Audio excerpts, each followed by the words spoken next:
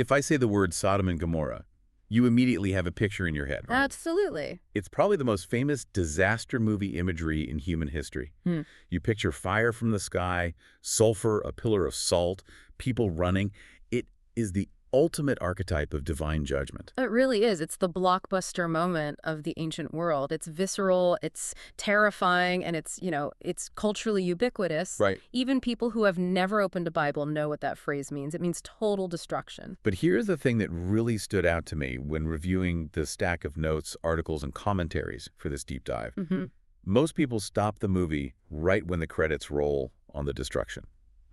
We tend to think that is the end of the story. The bad guys are gone, the smoke clears, fade to black, roll credits. Which is a huge mistake, because if you stop there, you miss the actual point of the narrative arc. I miss a real story. Exactly. Yeah. In the text we have today, the fire and brimstone aren't the finale. They are actually the catalyst. Right. The source material we're diving into today argues that the real drama, the psychological thriller, if you will, starts the morning after the fire goes out. Yes. It happens in a dusty, obscure place called Gerar, and it features the main hero of the story, Abraham, doing something that, at first glance, looks completely baffling. Baffling is a polite word for it. It looks like a total moral collapse. It does. It looks like a panic attack that turns into a scam. We are talking about a hero of faith who, days after speaking face-to-face with the divine, spirals into paranoia, lies to a foreign king, and practically hands his wife over to a harem to save his own skin. Again. Again. It's a jarring shift. It creates this massive narrative tension. And the question the sources are wrestling with is, how do you go from the highest spiritual, literally hosting God for dinner and interceding for a city, to acting like a terrified con artist in a matter of days? So that is our mission for this deep dive. We're analyzing the narrative arc from Genesis 18 through 20. And we aren't just reading verses. We are treating this as a continuous psychological case study. We want to understand the human condition under pressure. And we're structuring it around this really compelling concept from the commentary called the Gerar BackDoor Revival. I love that title. The backdoor revival. It just sounds intriguing. It's a fascinating framework. The backdoor revival is the idea that sometimes we shut the front door on faith. We stop trusting, we stop engaging, we start scheming. We lock it. We lock it. So God doesn't just walk away, he comes in through the back door. And usually the back door looks like conflict, humiliation, or a crisis we didn't ask for. Which is a terrifying thought, but also weirdly comforting. It is, isn't it? It implies that the story doesn't end just because we lock the front door. But before we get to the crisis in Gerar, we have to establish the baseline. We have to understand what Abraham is falling from. Yes, absolutely. We need to start at the high point. Exactly. To understand the depth of the fall in Gerar, you have to appreciate the height of the spiritual experience in Mamre. This is Genesis 18. So set the scene for us. The text is very specific about the environmental details here. It is. It starts with the heat of the day. Now, in the ancient Near East, this isn't just a weather report. It's a cultural marker. Right. This is siesta time. Exactly. The sun is at its peak. The heat is shimmering off the ground. Nobody moves. Nobody works. You are in the shade of your tent just waiting for the temperature to drop. Abraham is 99 years old at this point. That is not a young man. Not at all. He's sitting at the entrance of his tent by the oaks of Mamre, and suddenly the text says 3 men are standing right across from him. And the immediacy is key there. They didn't walk up the long driveway. They didn't appear on the horizon as specks. They were just there. They were just there. Now look at Abraham's reaction. The text says he ran to meet them. Which, for a 99-year-old patriarch in the middle of a desert heat wave, is significant. It's more than significant. It's actually undignified. In that culture, older men of status do not run. They move with gravity, they move with purpose, but they don't sprint. But Abraham sprints from the tent entrance to meet them. It emphasizes his desperate enthusiasm for hospitality. He bows low to the ground. He isn't just being polite, he is treating them like royalty. He says, "My Lord, if I have found favor in your sight, do not pass by your servant." He recognizes something special about them immediately. He wants to serve. And the menu he puts together, I mean, looking at the notes here, this is not a light snack. No, I was looking at that. He tells Sarah to get 3 measures of fine flour. Now, I had to look this up because measure is vague, but the source notes say this is something like 20 to 30 liters of flour. It is a massive amount of dough. I mean, that's enough to bake bread for an army. You're talking about feeding a battalion, not 3 guys. It's excess. It's abundance. And then he runs to the herd to pick out a tender calf. He doesn't go to the pantry for some dried meat. No. He goes to the herd, picks a prime animal, and has a servant prepare it. And he serves it with curds and milk. The picture here is excessive hospitality.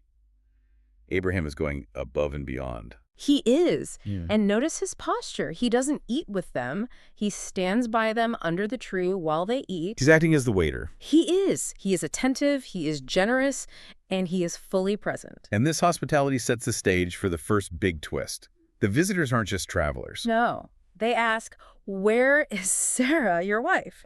Now that sends a chill down your spine if you're Abraham. It's a breach of etiquette. A huge breach of protocol. In that culture, male strangers do not ask about the women of the household by name. It's just not done unless They know something they shouldn't know. Exactly. It implies a supernatural knowledge. Abraham realizes this is a divine encounter.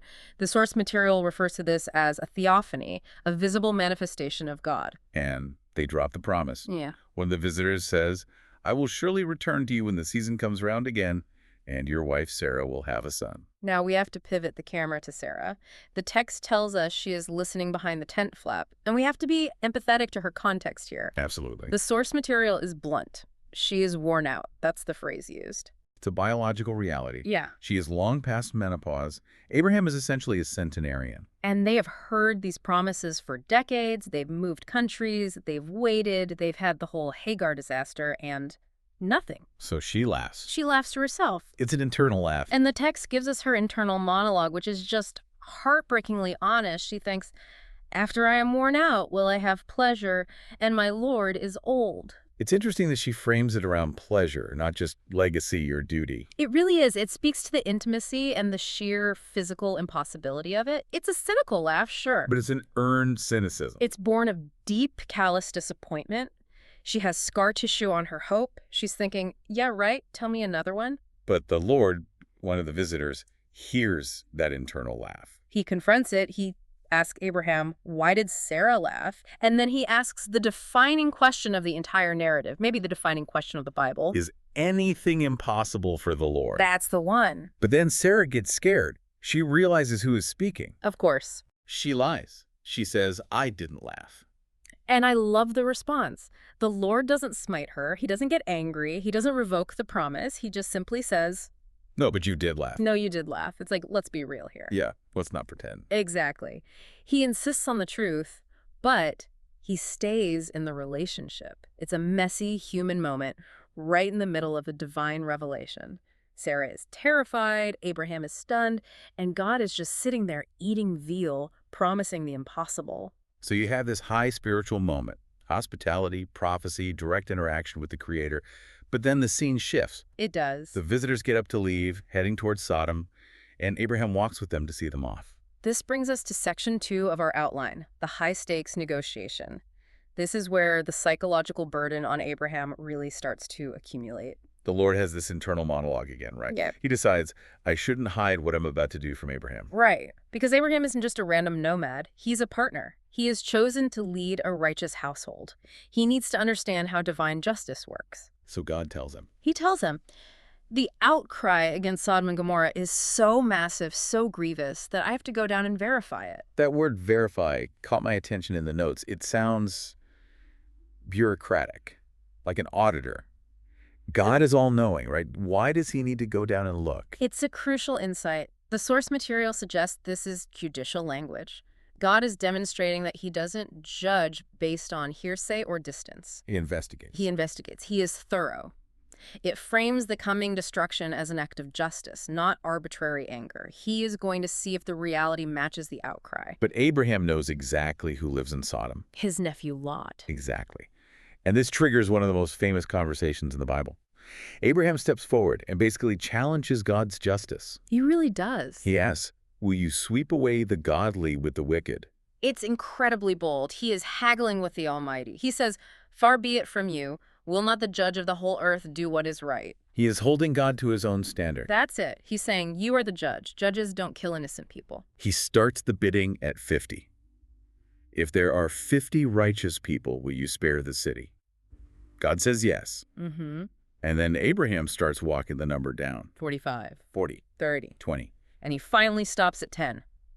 For the sake of 10, I will not destroy it. Now, pause there. I've always wondered about that number. Why stop at 10? Why not go to 5? Why not say, for the sake of 1? It's a great question, and the source material offers a really compelling insight here. It suggests Abraham wasn't picking numbers out of thin air. He's doing the math. He was doing the family math. Okay, let's break that down. He's counting on his fingers. Who does he know is in Sodom? Well, there's Lot. 1. There is Lot's wife. 2. We know from the text later that they have 2 unmarried daughters living at home. So that's 4. And the text later mentions sons-in-law, which implies there were married daughters as well. So maybe 2 married daughters and their husbands? That's another 4. Which gets you to 8. Add a couple of servants or maybe a grandchild we don't know about, and you are right at 10. Exactly. So when Abraham stops at 10, he isn't giving up. He's thinking, I've got this covered. He walks away from that negotiation confident. Precisely. He believes the quorum of righteous people, his own family, is enough to save the city. He thinks he has secured a diplomatic victory. He goes back to his tent thinking, crisis averted, Lot is safe, Sodom is safe. Which makes the reality of what happens next so much more devastating for him. Okay, let's move to Genesis 19. The scene shifts to Sodom. And the contrast is stark. We go from the peaceful, shady oaks of Mamre to the city gate of Sodom, and there is Lot sitting in the gateway. The notes point out that sitting in the gateway isn't just loitering, it's a position of status. Right, correct. In ancient cities, the gate was the courthouse, the civic center, the place where business was done. If Lot is sitting there, he isn't just a visitor anymore. He's embedded. He's embedded. He's a judge or an elder. He's assimilated into the culture of Sodom. When the 2 angels arrive, the 2 who left Abraham Lot insist they stay at his house. He seems anxious. He knows the town square isn't safe.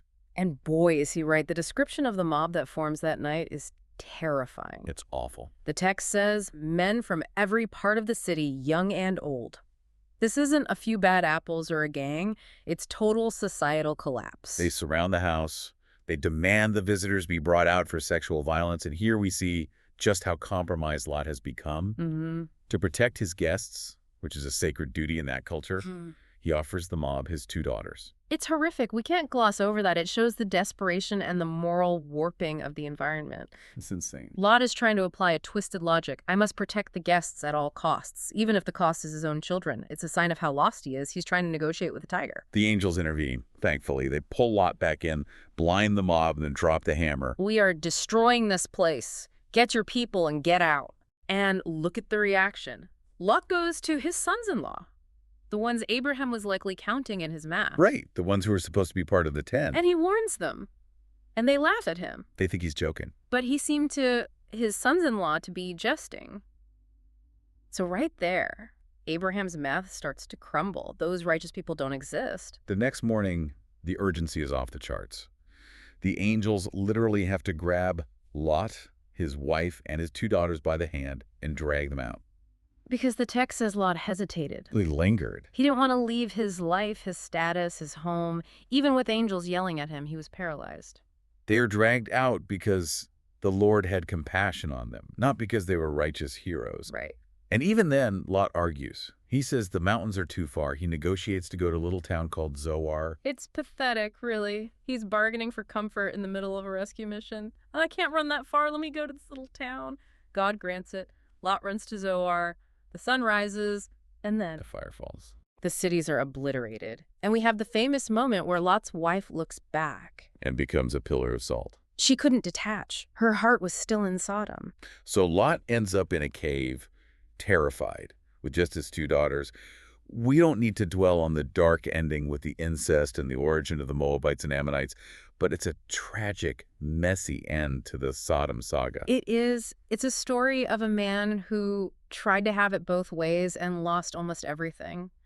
But for our deep dive today, we have to pivot back to Abraham. Yes. This is the crucial psychological turning point that explains the rest of the episode. Abraham wakes up early. He goes back to the place where he stood before the Lord during the negotiation. He looks out over the valley, and what does he see? He sees smoke rising like the smoke from a furnace. Now, put yourself in Abraham's sandals. Does he have a telescope? Does he have a news report telling him Lot made it to Zoar? No. He has zero information. None.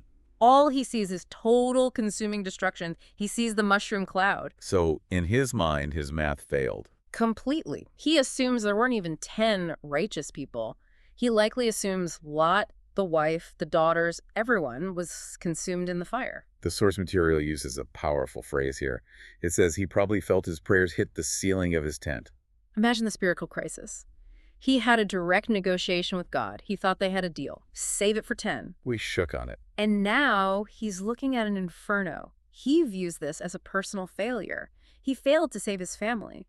And perhaps he feels God failed him, that the promise of protection was an illusion. Or maybe he thinks, I guess Lot wasn't righteous enough. Whatever he is thinking, it shatters him. It does. And this is where the Gerar backdoor revival concept really begins. Because what does a person do when they feel like their faith has failed? When they feel like God didn't come through the way they thought he would? They retreat, they withdraw. Abraham immediately packs up and leaves Mamre. He moves to the Negev, to this place called Gerar. And the source analyzes this move deeply. Why leave Mamre? Mamre was the place of the promise. It was where the angels ate. It was holy ground. Right. He leaves because the view, the smoke of Sodom was intolerable. He is escaping a trauma. The source compares this to Peter after denying Jesus, just going back to fishing. I'm done with the Messiah stuff. I'm going back to what I know. Yes, or, and I love this reference, Maverick in the original Top Gun after Goose dies. It's a perfect analogy. It is. After the trauma, Maverick loses his edge. He won't engage in the fight. He flies safe. He holds back. He is physically present in the cockpit, but mentally he is checked out. That's Abraham and Gerar. That's him. He has what the source calls crippled faith. What are the symptoms of this crippled faith? Loss of heart, withdrawal. And crucially, a shift from trusting God to trusting your own instincts for self-preservation. You stop living by faith and start living by your wits. Exactly. You go into survival mode. And Abraham's wits tell him one thing. They're going to kill me to get my wife. Which leads to the recycled lie. He tells the locals Sarah is his sister. King Abimelech sees Sarah, likes what he sees, and takes her into his harem. Okay, hold on. We have to address the elephant in the room. I know where you're going. Sarah is 90 years old. Why does a king want her in his harem? It's a fair question. The sources suggest a couple of things. First, Sarah was noted for her extraordinary beauty. And remember, she has just received a divine promise of a child. Perhaps the supernatural rejuvenation required for that birth was already having a physical effect. She was literally becoming youthful again. That's a fascinating thought. It is, but more likely, or at least additionally, it was a political alliance. Abraham was a wealthy chieftain. He had cattle, silver, servants. Taking his sister was a power move. It was a way for King Abimelech to cement a treaty with this powerful nomad. Regardless of the motive, Abraham puts her in this position. And the source points out something fascinating about this lie. It wasn't a panic move. No. It wasn't a spur-of-the-moment decision like, uh-oh, say you're my sister. No. And this is key to understanding Abraham's psychology. Later in the story, Abraham admits this was a settled policy. He says, every place we go, say about me, he is my brother. This was their standard operating procedure. A settled policy. Yeah. That is wild. So the hero of faith had a premeditated scam running in the background for years. Exactly. It was a policy designed to control outcomes in the flesh. It's like saying, I trust God for the big stuff like the stars and the land and the future nations, but when we enter a new town, I'm using my own insurance policy. No, I'm not trusting God with my physical safety. I'll handle this part myself. And this policy completely backfires. Because now, the mother of the promised child, the child who is supposed to be born within the year, is in the harem of a pagan king. The promise is in absolute jeopardy. Abraham has walled himself off. He's in a funk. He's cynical. He's not praying. He's just surviving. He is sitting in his tent while his wife is in the king's palace. Yes. So if the front door of faith is closed, if Abraham isn't letting God in, God has to find another way in. Enter the backdoor revival. This is Genesis 20. God intervenes, but, and this is the ironic twist, he doesn't appear to Abraham. He doesn't go to the prophet's tent. No. He appears to Abimelech. The pagan king gets the divine visitation. That's incredible. God comes to him in a dream and opens with a terrifying line. Behold, you are a dead man. That is a serious wake-up call. You are a dead man. You are dead because of the woman you have taken, for she is a man's wife. And Abimelech's defense is surprisingly solid. He doesn't cower. He argues back. He does. He says, Lord, will you slaughter an innocent nation? He told me she was his sister. She told me he was her brother. I have integrity here. And God agrees. This is the double irony. God says, yes, I know you did this with a clear conscience. He validates him. And then God has a fascinating detail. That is why I kept you from sinning against me. I didn't allow you to touch her. So God was physically or supernaturally preventing Abimelech from touching Sarah, even though Abraham had basically handed her over. Yes. God is protecting the promise even when Abraham has abandoned his post. Abraham is off duty, he's AWOL, so God steps in to do the heavy lifting. He puts a supernatural barrier around Sarah. Then God drops the bomb on Abimelech. He says, return the man's wife, for he is a prophet. This is the first time the word prophet, Navi in Hebrew is used in the Bible. And look at the context. The guy is currently lying in a tent, hiding behind his wife's skirt, lying to a king. And God calls him a prophet? It feels unearned. It feels completely unearned. But it's God affirming Abraham's identity, even when Abraham isn't acting like it. It's God saying, this is my man. He's stumbling, he's failing, he's fearful, but he is still my prophet. Wow. And then he gives the instruction, he will pray for you and you will live. But if you don't return her, you die. So the pagan king wakes up terrified. He summons Abraham. Yeah. And this scene, it's just pure awkwardness. It's a walk of shame for a believer. Absolutely. Abimelech summons him early in the morning. He asks, what have you done to us? How have I sinned against you that you brought this great guilt upon me in my kingdom? He's basically asking, why did you set me up? I treated you well and you laid a trap for me. And listen to Abraham's excuse. It reveals everything about his headspace. Yeah. He says, because I thought, surely no one fears God in this place. And the source note on this is brutal. It says, Abraham was actually the one not fearing God here. Exactly. It is pure projection. He projected his own lack of faith onto the world around him. He assumed everyone else was wicked, so he felt justified in being deceptive. He judged Abimelech as a godless threat.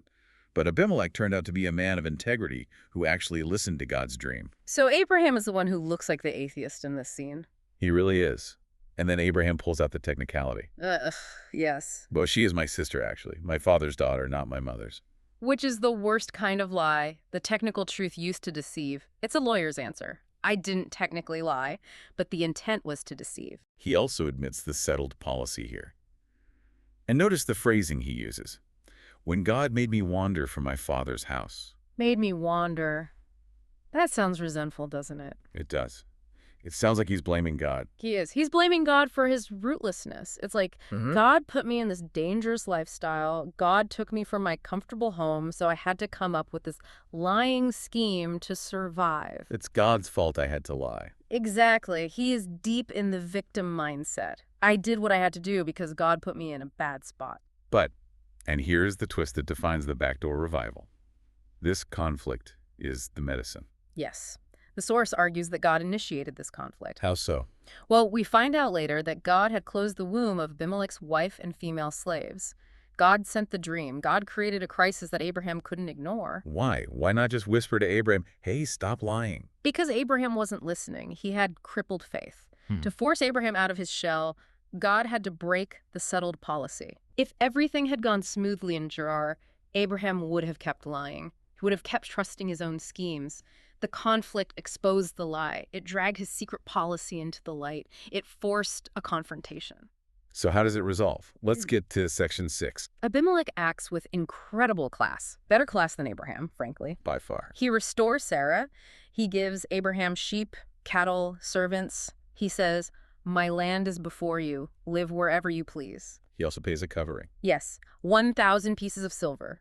He tells Sarah, I have given your brother, and you can hear the shade there, calling him brother, 1,000 pieces of silver. It is a covering of the eyes to all who are with you. Thus you are vindicated. He is publicly clearing her name. He's putting his money where his mouth is to prove she wasn't violated. And then comes the act that completes the revival. Abraham has to do his job. God told Abimelech, he is a prophet and he will pray for you. So now Abraham, the man who just lied, the man who failed, the man who is humiliated, has to stand up and intercede for the man he deceived. And this is where the irony peaks. Abraham prays for God to heal Abimelech's wife and female slaves so they can have children. Think about the psychological weight of that. I mean, Abraham, whose own wife is barren. Abraham, who is waiting for a miracle baby. Abraham, who just jeopardized that baby. He has to pray for others to have babies. That has to be humbling. It's profoundly healing. The source concludes that Abraham is healed and purified through this intercession. It takes his eyes off his own fear, his own lack, and his own self-preservation, and puts them back on God's power. By praying for his enemy, he steps back into his office as a prophet. He reconnects with the flow of God's power. The backdoor revival worked. It did. The conflict broke the shell of fear. It forced Abraham to deal with his settled policy of lying, and it restored his confidence that God listens to him because God answered his prayer for Abimelech immediately. The text says, God healed Abimelech and also healed his wife and female slaves so that they bore children. It's such a different way to view this story. Usually in Sunday school, we just think, oh, Abraham messed up again, silly Abraham. Right. But you're saying the mess up was the mechanism for restoration. The mess up was the symptom of the crippled faith caused by the trauma of Sodom. The conflict, the exposure of the mess up was the cure. Because he wouldn't let God in the front door. Right. He wasn't praying. He wasn't trusting. He was using his insurance policy. He was managing his own life. So God kicked the back door down. That's a powerful takeaway. The idea that conflict isn't always bad. The source is very clear on this. We tend to think peace is the absence of conflict. We think if everyone is quiet and polite, that's peace. But sometimes that's a false peace. Exactly. Abraham's settled policy was a false peace. It was a truce with a lie. Real peace required a conflict to break that lie.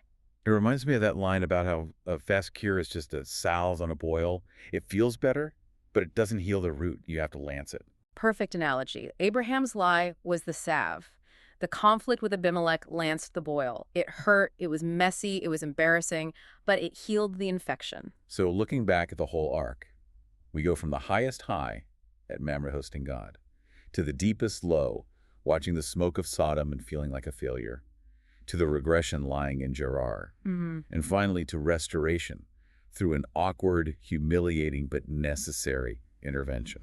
It makes Abraham so much more relatable. He isn't a marble statue. He's a guy who gets traumatized, loses his way, tries to fix it himself, and needs God to intervene to get him back on track. And it shows that God is committed to the long game with us. He doesn't just write Abraham off when he lies. He chases him down. He guards the promise even when the promise bearer is acting recklessly. He is faithful when we are faithless. So what does this all mean for the listener today? How do we apply the Gerar backdoor revival to our lives without, lying to a king? I think the challenge is to look at your own settled policies. What do you mean by that? Abraham had a settled policy of lying to protect himself. So the question is, where do you have a standard operating procedure that relies on your own wits rather than faith? Where are you avoiding conflict to keep a false peace? Like, I just won't bring this up with my spouse because it's easier to just drift, or I'll just cut this corner at work because it's safer than confronting the boss. Exactly. Those are the Gerar moments. I'll handle this myself. I don't need God for this part. And the lesson is, if you keep the front door locked, if you refuse to trust God with those areas, He loves you enough to come in the back door. And that back door might look like a conflict you didn't ask for. It might look like getting caught. It might look like a pagan king or a boss or a neighbor calling you out. It might look like a financial crisis that forces you to be honest about your spending. But if you see it through the lens of this story, that conflict isn't a punishment. It's a rescue. It's a revival disguised as a disaster. Perfectly put. It's God breaking in to restore you to your office, to your purpose. Well, that is a lot to chew on. From the fire of Sodom to the tents of Gerar, it's a reminder that the journey of faith is rarely a straight line. Never a straight line. It's a zigzag, but always directed by a faithful God. So here is our final provocative thought for you to mull over. We talked about the back door. We talked about Abraham forcing God to use conflict to get his attention because the front door was locked. Right. So ask yourself this. Where in your life are you standing guard at the front door, refusing to let God in, and unknowingly inviting a backdoor break-in? Is there a conflict brewing in your life right now that you're trying to avoid, but it might actually be the very thing you need to get back on track? That is the question. Is the trouble you're facing actually the cure you need? Thanks for diving deep with us. We'll see you next time. Take care.